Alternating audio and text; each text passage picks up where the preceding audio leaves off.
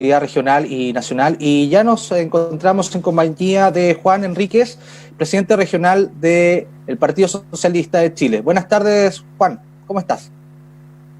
Hola Dante, gracias por la invitación, un gusto estar en tu programa. Siempre un gusto conversar de temas de actualidad y especialmente cuando desde Magallanes podemos proponer algo, ¿te fijas? Por supuesto, desde Magallanes al mundo, desde Magallanes a Chile y desde Chile al mundo. Juan Marcos, bueno, en las últimas horas lo que ha causado ruido ha sido la votación de la Cámara de Diputados sobre el retiro del 10% de la AFP. Vamos a ir desgranando el tema a medida de la conversación, pero primero tus impresiones generales, sobre todo respecto de este descuelgue, digamos, masivo, 13 votos desde la coalición de gobierno para aprobar esta medida. Sí, primero que hay que decir, celebrar a los 13 parlamentarios de Chile Vamos, que con un sentido de realidad, con un sentido de que es necesario dar una señal de apoyo en medidas concretas a un mundo que ha sido postergado desde lo que va la pandemia. Hace 4 meses que no había ninguna medida dirigida a la clase media, con gente que se está endeudando, con gente que si bien hay que decirlo, han tenido por su trabajo, por su ingreso, un mejor pasar que otro porcentaje de la población chilena. Sin embargo, tienen una serie de compromisos establecidos que tienen que ver con el acceso a la vivienda principalmente, que los tiene hoy día bastante complicados. Hay que decir también que ahí está un porcentaje importante también de cesantía producto de la pandemia. Y que los subseguros de cesantía están terminando ahora sus fondos. Hay que decir que el seguro de cesantía ya está terminando los fondos, por lo tanto había que buscar medidas urgentes. Este no es el triunfo de la izquierda sobre la derecha como ha intentado hacer caricatura la UDI prácticamente. Acá es un triunfo de la ciudadanía, que desesperadamente recurrió y vio en este porcentaje de la AFP, del porcentaje de ahorro previsional, una alternativa de liquidez, de cómo contar con un recurso fresco que les permita salir de las deudas.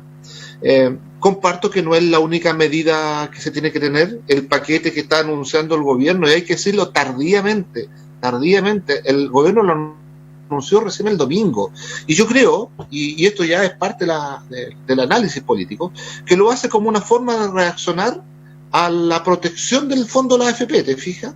No lo hace por vocación, no lo hace por convicción de que la clase media está desesperada, lo hace como una forma de no perder posiciones políticas. Tanto es así que manda a 2 ministros el día de ayer a hacer el último ofertazo para tratar de convencer a ciudadanos que son parlamentarios, que tienen una fuerte conexión con la ciudadanía, que tienen un sentido de realidad y que por suerte no se dejaron amedrentar, porque yo creo que esa es la palabra correcta, amedrentar por el gobierno, y decidieron apoyar esta medida, que es hay que decirlo, es la primera oportunidad para discutir con algunos elementos políticos, pero también para discutir qué vamos a hacer con la AFP al futuro. Yo creo que es una buena noticia, es un avance, queda mucho por hacer.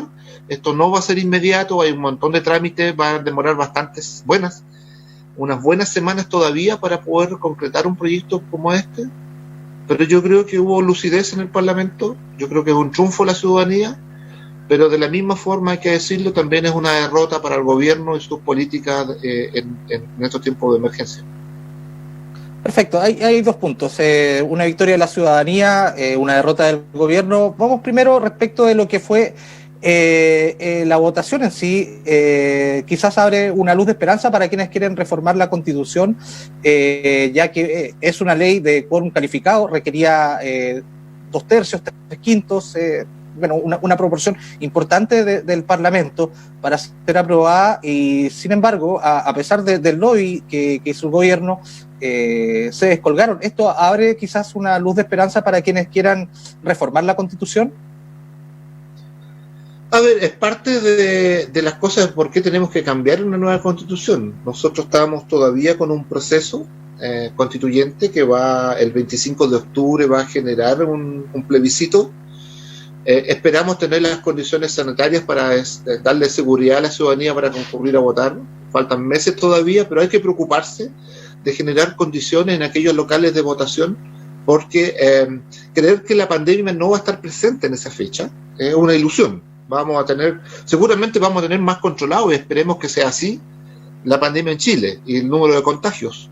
Pero seguramente todavía vamos a estar con un número de contagiados diarios en el país que nos podría alertar de posibles brotes o rebrotes. Por lo tanto, hay que ver qué condiciones vamos a hacer ahí, cómo la gente se va a acercar a votar ese día.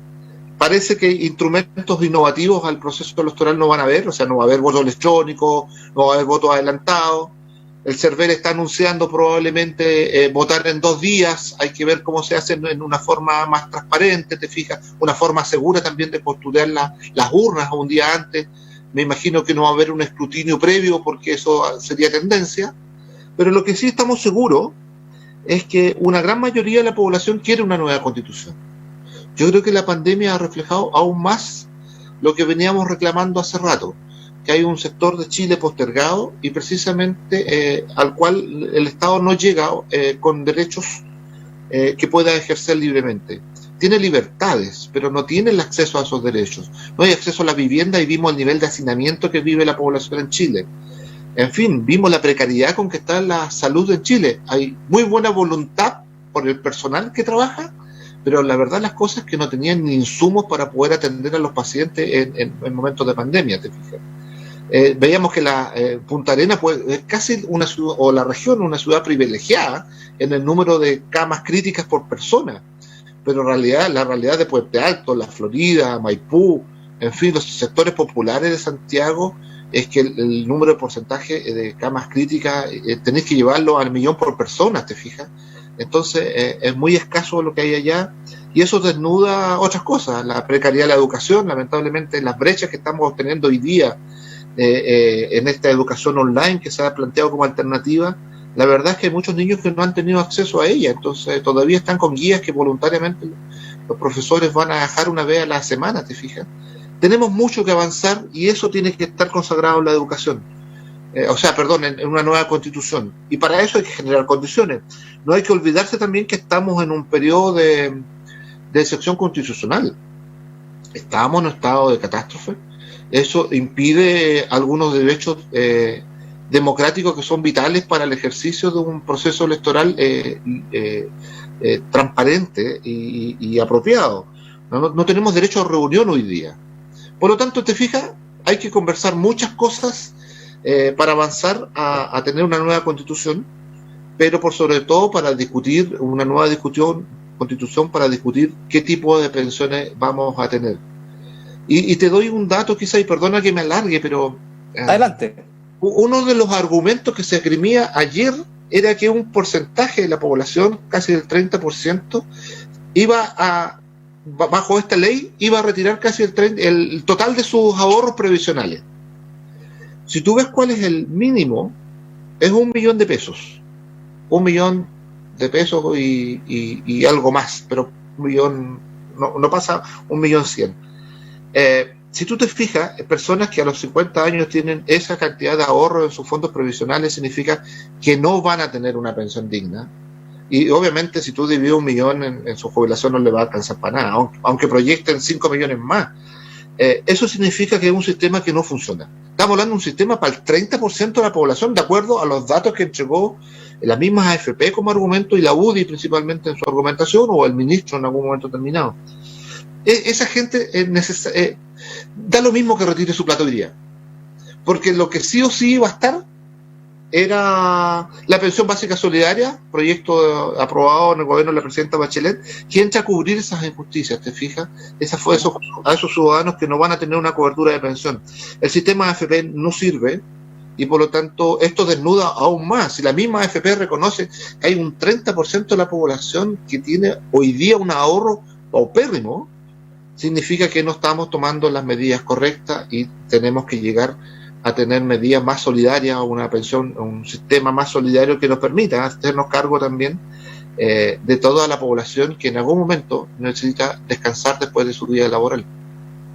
Por supuesto. Bueno, y la otra lista, golpazo político que sufrió el gobierno tras la votación, hoy ya el gobierno plantea un nuevo trato con el oficialismo, con los partidos que lo apoyan, tras el duro golpe en la Cámara. ¿De qué podría tratarse este nuevo trato? Si no hubo una coordinación previa respecto de la votación, ¿a qué se puede referir? A ver, lo venimos discutiendo de abril con este gobierno. Yo creo que han planteado una caricatura de una oposición obstruccionista. La verdad es que cuando uno empieza a revisar en pandemia qué proyectos no hemos aprobado todos los proyectos. Algunos lo hemos mejorado. Si tú vas al ingreso familiar de emergencia, si bien la oposición estaba planteando una renta básica por familia, ¿te fijas? Y no un ingreso familiar de emergencia, pero en fin, accedimos después a discutirlo y en el trámite de la discusión nosotros planteamos que las familias deberían tener un ingreso mínimo, lo más cercano a la línea de la pobreza, que eran cerca de 430 y tantos mil pesos, ¿te fijas? O 16, por ahí, 416 creo que era la cifra. El gobierno no accedió, eso fue lo que se aprobó. ¿Qué hizo el gobierno? Fue con un veto presidencial y volvió al proyecto original de 65 mil pesos. Pasaron 2 meses y tuvimos que volver a reformular eso, y a lo que se llegó fue a lo que originalmente se había aprobado con votos de la oposición en el Congreso. Todavía un poquito más abajo de la línea de la pobreza, pero un avance que daba un per cápita de 100 mil pesos por persona. En fin, desde un inicio le hemos dicho al gobierno de que, y además el discurso es parejo de todo, esta es la peor emergencia que ha vivido Chile y el mundo, incluso superando a la gripe española al principio del siglo pasado. Las repercusiones son mucho más graves, además, en términos económicos, y todavía la estamos viviendo. Todavía no sabemos la repercusión en términos de costos de vida, en costos de salud, y no sabemos los costos económicos todavía. Y por lo tanto, esta visión cortoplacista y existista del gobierno, que pensaban que a fines de abril estábamos listos, ¿te fijas? Y que los niños tenían que volver al colegio el 27 de abril, si hay que ir recordándose los hechos. Sí. De que la vuelta a la normalidad era la primera quincena de mayo. En fin, y ahora volvemos a estos casos de la región de los ríos, de los lagos y la región de Aysén, que lo meten a un desconfinamiento sin ninguna medida concreta que asegure a la población no contagiarse. Porque van a abrir los bares y no se ha discutido el sistema de aire que van a tener ellos, se habla solamente el distanciamiento físico de las mesas, pero no se habla de qué calidad, qué tecnología vaya a poner en los baños para hacer recircular el aire. En fin, hay un montón de cosas que son necesarias invertir en tecnología hoy día que no están, y expones a la población. Yo creo que este gobierno en ese plan exitista sigue insistiendo en que estas medidas son cortas, y nosotros seguimos insistiendo que estos respiros había que darlo con todo, que había que salir con todas las posibilidades de apoyar a la ciudadanía para sobrevivir principalmente el invierno, hay que decirlo, y pensar con eso, frenando la pandemia, frenando los contagios, volver a reactivar el país, generando algunos hechos previos, pero con fuerza en septiembre, octubre, cuando ya podamos haber tenido controlado esta pandemia. Eso no se ha hecho, hemos tenido un fracaso en el control de la pandemia y no hemos tenido todo.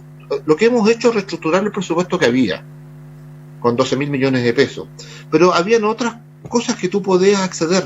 Durante la década de los 90, los gobiernos de la concertación estuvieron pagando la deuda histórica que tenía el país, producto de la dictadura militar, que nos dejó bastante endeudados y con índices económicos bastante malos. Y a partir del año 2000 empezamos a ingresar los bonos solidarios, los bonos soberanos en distintas partes que le permiten a Chile hoy día tener una buena cantidad de ahorro en el extranjero. Nosotros hemos dicho que, lo empezamos a decir temprano, que para poder llegar con apoyo a la ciudadanía, con certezas, porque la certeza no es solamente de salud, tiene que ver con cómo yo vivo y sobrevivo, te fijas, cómo como. O sea, es penoso que la gente se queje de hambre en este país. Eso significaba ayudas oportunas. Y eso significaba, uno ahorra para los tiempos difíciles. Estos eran tiempos difíciles. Hay un porcentaje de dinero que todavía está para emergencias militares que no se ha ocupado, y son cerca de 6.000 millones de pesos, de dólares, perdón, que no se ha ocupado. Tenemos todavía La posibilidad de endeudarnos. Chile hizo buenos años de economía, una estabilidad económica, un respeto internacional, precisamente por tener sus arcas saneadas. Eso nos permite llegar casi a costo cero, la posibilidad de endeudarnos con el Banco Mundial. Eso todavía no se ha ocupado. De hecho, el Banco Mundial contestó casi por oficio de que ellos estaban disponibles a pasar un monto, creo que el monto era 23.000 millones de dólares. Sí, pasaron aviso. Pasaron aviso, estamos disponibles y a bajas tasas, ¿te fijas? Yo creo que había que pensarlo. Yo creo que por esto, porque acá va gente que está pasando hambre, pero lo que es peor, hay gente que perdió la liquidez y es lo que en una empresa sería la quiebra. Eso va a pasar con alguna familia, porque están cesantes, porque están atrasados en el pago hipotecario ya.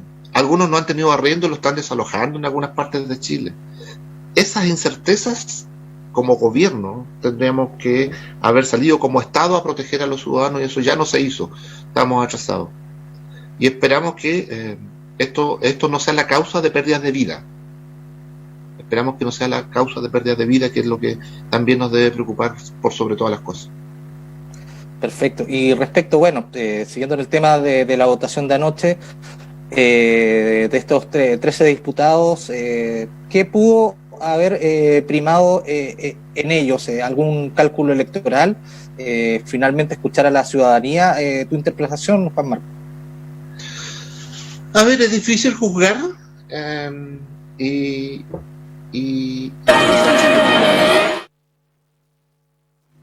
de que la realidad era tan abismante, que las necesidades de la gente que vive su distrito,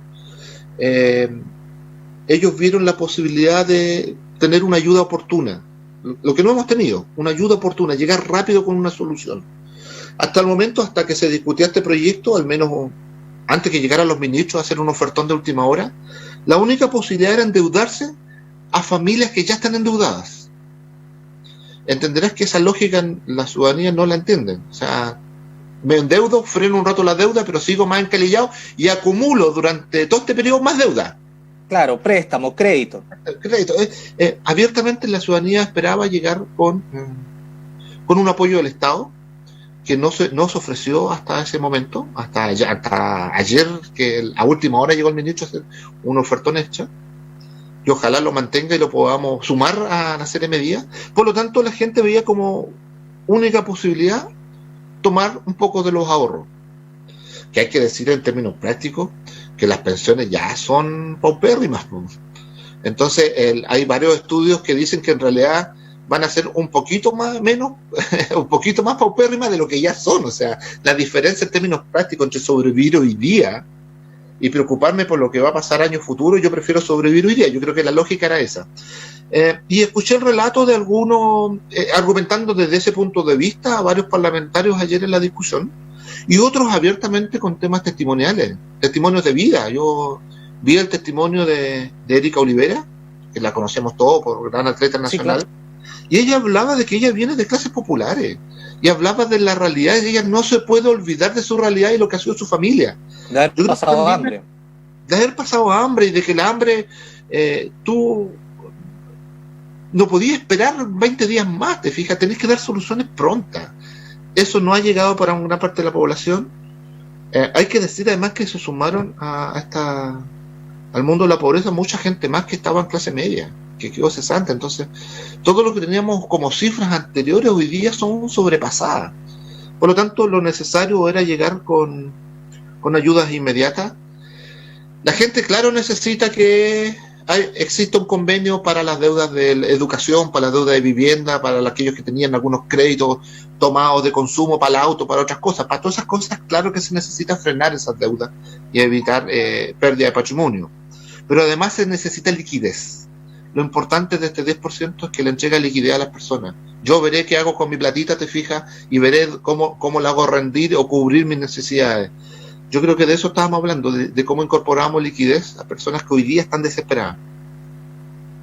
Y yo creo que en esa línea yo prefiero creer que esos diputados hacen su votación tiene que ver con esa realidad que ellos están observando. Lo que ven en su territorio. Por supuesto. y en sus realidades personales también. Un deportista generalmente no tiene ahorros en una AFP, ahorros regulares. Es claro de ahí que los deportistas tenían como una visión distinta respecto de lo que era el gobierno en general. Bien, Juan Marcos, muchas gracias por este contacto y esperamos conversar contigo durante los próximos programas. Sí, hay mucho que discutir todavía, hay que tener miradas regionales. Nosotros estamos mejorando nuestros índices en Magallanes, pero vemos que los últimos ejemplos de reactivación no fueron los apropiados, estos brotes que tuvimos masivos por falta de generar condiciones a los trabajadores. Eso hay que revisarlo, y después de eso hay que ir viendo todo, cómo hoy día planificamos un retorno al trabajo en forma segura, que seguramente será unos meses más, pero ya tenemos que irlo planificando, y cómo desde el gobierno regional se va a invertir en tecnología para avanzar en estos procesos. Por supuesto, y muy atentos a lo que va a pasar durante los próximos días en Coyhaique y también en la región de Los Ríos respecto del desconfinamiento, ya que próximamente quizás, si esas medidas dan quizás luz verde, algunas señales de que puedan ser factibles, quizás se estén aplicando próximamente acá en Magallanes. Juan Marcos, muchas gracias por este contacto. Chao, Dante, un gusto conversar contigo. Chao. Bien, nosotros vamos a una pausa y volvemos con más de Vox Populi 2020.